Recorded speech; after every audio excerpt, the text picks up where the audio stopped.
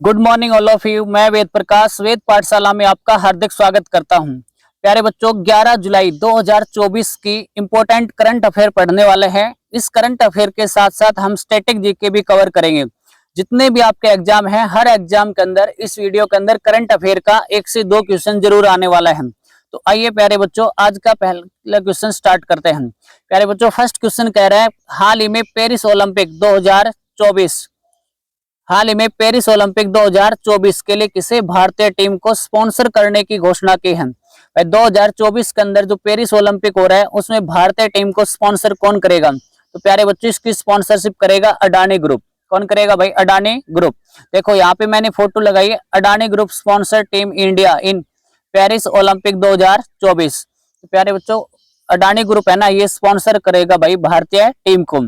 अब देखो, आप देख रहे हैं कि 2024 के अंदर जो ओलंपिक खेल हो रहे हैं कौन से नंबर के हो रहे हैं भाई? तो आप देखो 33वें नंबर के ओलंपिक खेल हो रहे हैं भाई। कौन से नंबर के? तो 33वें नंबर के ओलंपिक खेल हो रहे हैं। कहाँ पे? पेरिस ओलंपिक के अंदर हो रहे हैं भाई। उसके बाद देखोगे उद्घाटन समारोह के अंदर भारत की तरफ से 2 व्यक्तियों ने ध्वजावाहक के लिए चुने गए हैं। एक तो चुना गया शरत कमल। कौन चुना गया भाई? शरत कमल।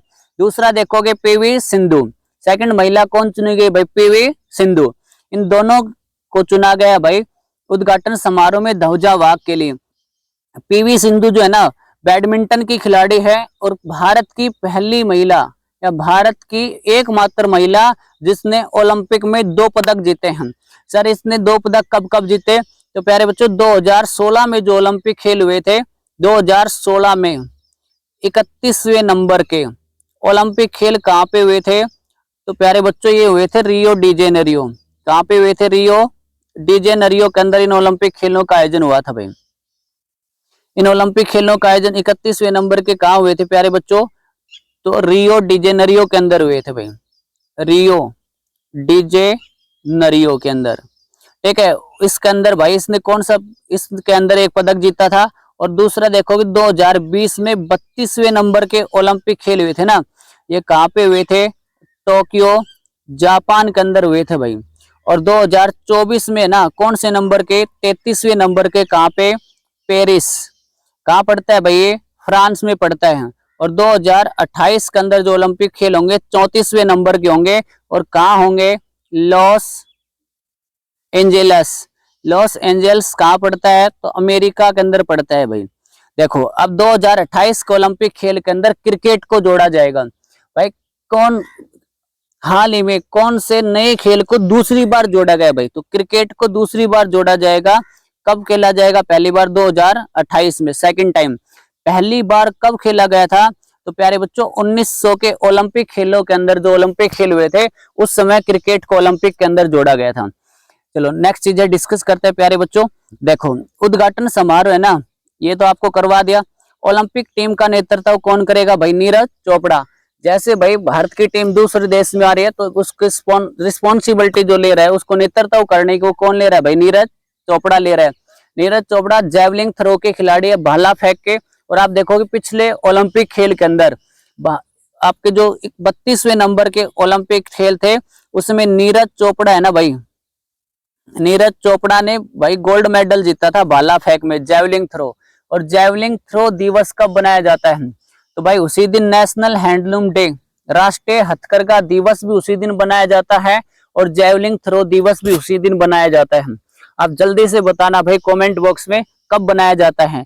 8 है आगे, आपको मैं ऑप्शन दे रहा हूँ। 8 अगस्त को, 8 जून को, 8 जुलाई को, 8 सितंबर को। आप जल्दी से कमेंट बॉक्स में बताना भाई। ओलंपिक में चार नए गेम जोड़े गए भाई। कौन कौन से?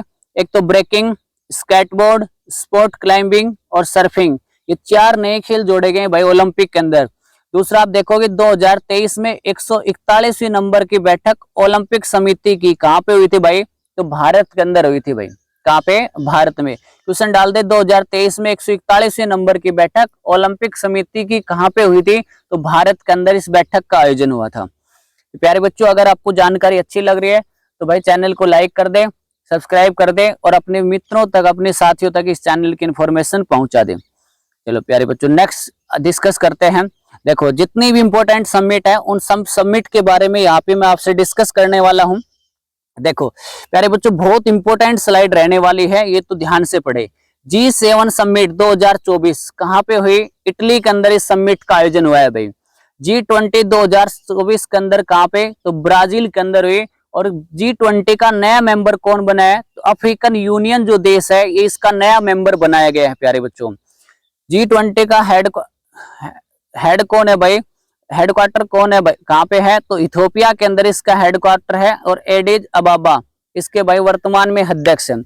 उसके बाद देखो ब्रिक्स समिट 2024, तो ब्रिक्स समिट 2024 के अंदर कहाँ पे हुई है भाई? रूस के अंदर हुई है।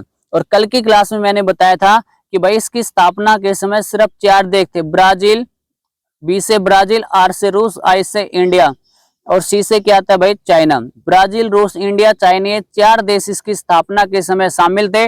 और इसकी स्थापना 2006 में पहली जो बैठक हुई थी ना प्यारे बच्चों, पहली बैठक कब हुई थी? तो आप देखोगे प्यारे बच्चों, इसकी पहली बैठक 2009 में हुई थी। और 2010 के अंदर आप देखोगे साउथ अफ्रीका इसका सदस्य देश बना था। और इस सदस्य देश बनने के बाद इसका नाम क्या पड़ गया? ब्रिक्स पड़ गया भाई। और 2024 के अंदर इसमें 5 नए देश और बन गए भाई। तो ब्रिक्स में टोटल देश कितने हो गए भाई? टोटल नए देश कितने हो गए? 10। 5 पहले थे और 5 अब हो गए। तो टोटल ब्रिक्स संगठन में शामिल देश कितने हो गए? 10। अब आपके लिए इंपॉर्टेंट ये 5 नए देश कौन कौन से शामिल हुए हैं? तो इजिप्ट शामिल हुआ है, इथोपिया शामिल हुआ है, ईरान शामिल हुआ है, सऊदी अरब शामिल हुआ है, यूएई शामिल हुआ है भाई। ये 5 नए देश शामिल हुए हैं। क्लियर? उसके बाद देखोगे क्वेड 2024 कहाँ पे हो भाई? इंडिया के अंदर इस समिट का आयोजन हुआ है। COP 29 2024 भाई कहाँ पे हुए? बैंको अजरबैजान के अंदर पड़ता है भाई। COP 28 2023 कहाँ पे? यूएई, यूनाइटेड अरब अमीरात के अंदर। आसियान समिट 2024 कहाँ पे? लॉस एंजलिस के अंदर हुई। SCO समिट 2024 कहाँ पे?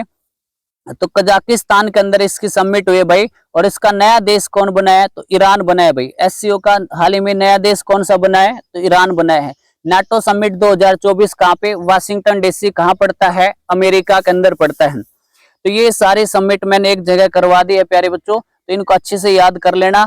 पिछली क्लास के अंदर भी ये सबमिट करवाई थी मैंने और आज दोबारा से सबमिट करवा दिया, तो आपको अच्छे से याद होगी, मैंने रिवीजन करवा दिया है।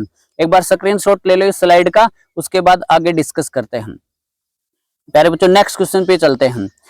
प्यारे बच्चों बहुत इंपॉर्टेंट क्वेश्चन है, आप क्रिकेट के बहुत ज्यादा जादूगर है और क्रिकेट से संबंधित ये क्वेश्चन आया है। क्या कह रहा है? हाल ही में भारतीय पुरुष क्रिकेट टीम के नए मुख्य कोच कौन बने हैं?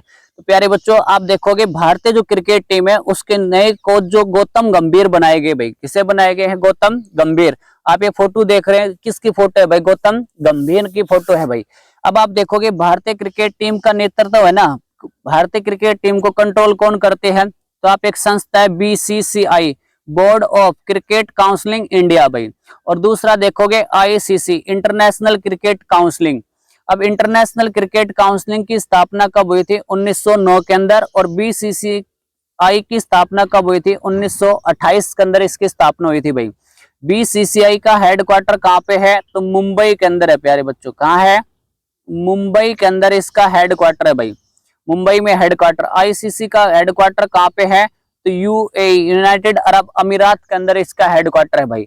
जितने भी बड़े मैच होते हैं उन सबको कंट्रोल कौन करता है? ICC करता है। और छोटे मैच होते हैं उनको BCCI कंट्रोल करने का काम करता है।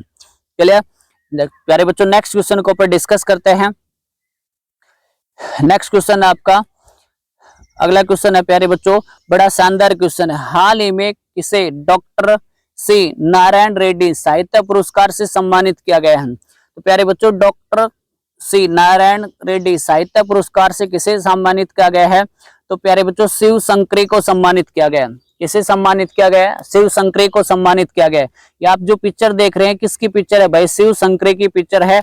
और ये पुरस्कार जो है ना डॉक्टर नारायण साहित्य रेड्डी पुरस्कार किस क्षेत्र में दिया जाता है?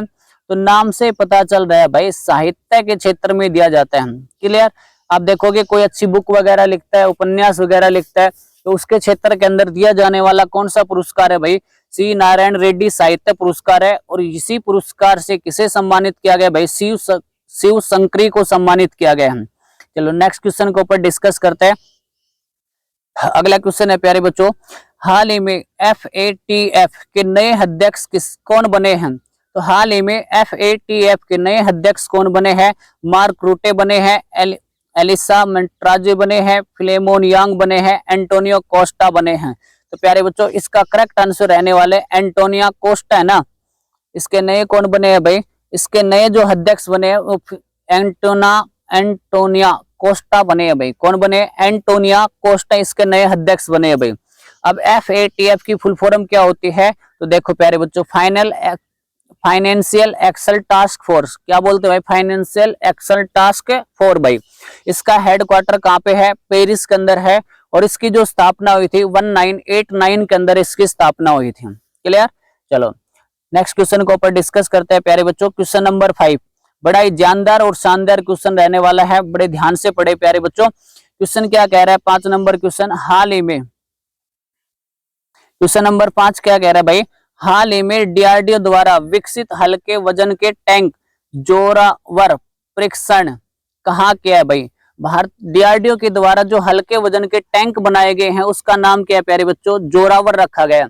अभी क्वेश्चन डाल दे कि DRDO के द्वारा विकसित किया गया हल्का विमान टैंक कौन सा है? तो आपका आंसर क्या रहेगा भाई? जोरावर टैंक है, जो हाल ही में भारतीय सेना के द्वारा बनाया गया है। तो इसका सफल परीक्षण कहाँ पे हुआ है? तो गुजरात के अंदर इसका सफल परीक्षण किया गया भाई। कहाँ पे क्या है? गुजरात के अंदर इसका सफल परीक्षण किया गया। आप देखोगे पिक्चर के अंदर ये हल्का टैंक है भाई, इसके अंदर वजन कम है तो और मजबूत ज्यादा है, तो रेगिस्तान के अंदर ये जाने में बहुत ज्यादा सक्षम रहेगा भाई। और इसको आधुनिक टेक्नोलॉजी के द्वारा बनाया गया है। अब प्यारे बच्चों DRDO की फुल फॉर्म क्या होते हैं? तो डिफेंस रिसर्च डेवलपमेंट ऑर्गेनाइजेशन भाई, ये DRDO की फुल फॉर्म होते हैं। और DRDO का काम होता है भाई नई टेक्नोलॉजी का निर्माण करना, भारतीय सेना को नए नए हथियार प्रोवाइड करना, नई नई टेक्नोलॉजी प्रोवाइड करने का काम किसका होता है भाई? DRDO का काम होता है। DRDO की स्थापना कब हुई थी? 1958 के अंदर DRDO की स्थापना हुई थी। वर्तमान में चेयरमैन कौन है भाई? समीर वी कामत। DRDO के वर्तमान में चेयरमैन कौन है भाई? समीर वी कामत। DRDO का मोटो क्या होता है? तो प्यारे बच्चों साइंस को बढ़ाना और टेक्नोलॉजी का उपयोग करना, ये इसका मोटो होता है। DRDO दिवस कब बनाया जाता है? तो आपको ये कमेंट बॉक्स में बताना है प्यारे बच्चों, वैसे मैंने लिख भी दिया है। DRDO दिवस कब बनाया जाता है? तो 1 जनवरी को DRDO दिवस बनाया जाता है, क्योंकि 1 जनवरी 1958 के अंदर DRDO की स्थापना हुई थी भाई, इसीलिए DRDO दिवस कब बनाया जाता है? तो 1 जनवरी को बनाया जाता है। क्लियर प्यारे बच्चों? नेक्स्ट क्वेश्चन की तरफ डिस्कस करते हैं। बड़ा ही इंपॉर्टेंट क्वेश्चन है प्यारे बच्चों, बड़े ध्यान से देखो। हाल ही में विश्व बौद्धिक संपदा संगठन, हाल ही में विश्व बौद्धिक संपदा संगठन भाई, ये ऑर्गेनाइजेशन है जिसका नाम क्या है? विश्व बौद्धिक संपदा संगठन के अनुसार जनरेटिव AI पेटेंट दायर करने वाला दुनिया का शीर्ष देश कौन सा बनना है भाई? अनुसार जनरेटिव AI आप सब जानते हैं आर्टिफिशियल इंटेलिजेंस। आज के दिन जितनी भी टेक्नोलॉजी काम कर रही है वो आर्टिफिशियल इंटेलिजेंस के ऊपर काम कर रही है।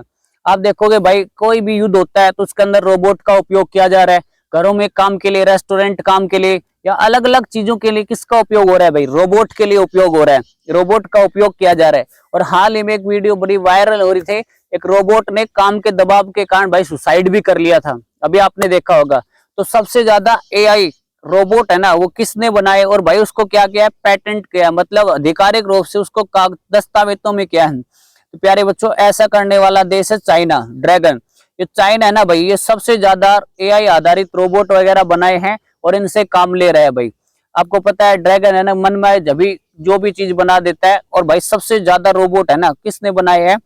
तो चाइना के द्वारा बनाए गए हैं भाई। क्लियर? और दूसरे पे देखोगे यूनाइटेड स्टेट अमेरिका, सेकंड स्थान कौन से देश का है भाई? अमेरिका का स्थान है दूसरा।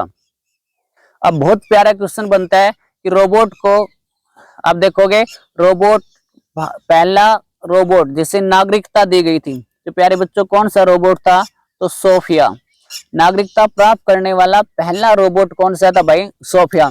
आप पढ़ते होंगे नागरिकता का प्रावधान भाई भारतीय संविधान के अंदर, तो नागरिकता लेने वाला या किस रोबोट को नागरिकता दी गई थी भाई? सबसे पहले तो सोफिया रोबोट को नागरिकता दी गई थी। अब भारत में पहला AI भारत में पहला AI आधार स्कूल। भाई वहां पे जो पढ़ाएंगे वो सारे रोबोट पढ़ाएंगे, तो भारत में पहला AI आधार स्कूल है ना, वो कहाँ पे स्थापित किया गया है, तो केरल के अंदर स्थापित किया गया।